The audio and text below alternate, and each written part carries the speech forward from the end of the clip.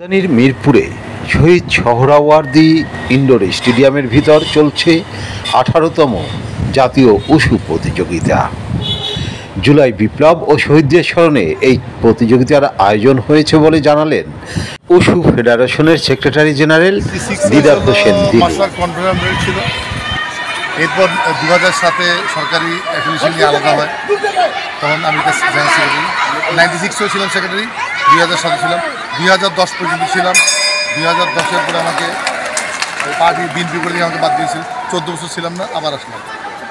14 বছর পরে আবার নতুন করে আসছেন এই ফেডারেশনে। আচ্ছা দিলদার ভাই, আপনারা তো 18তম এটা, এবার পার্টিসিপেট কতগুলো দল? প্রায় 408-এর মতো। সারা দেশ থেকে নাকি? সারা দেশ থেকে। সারা দেশ থেকে 408 জন, তাই এত মানুষ এত প্র্যাকটিস করে? প্র্যাকটিস না, গেম খেলছে। প্র্যাকটিস তো আলাদা, আর ওইটা তো আলাদা, আর বেশি গেমস করছে কালু এবং সান্দাতে। গত 23 জুলাই থেকে জাতীয় উশু চ্যাম্পিয়নশিপ প্রতিযোগিতা চলছে এই ইনডোর স্টেডিয়ামের ভিতরে। এটি 5 দিনব্যাপী এই প্রতিযোগিতা শেষ হবে 27 জুলাই।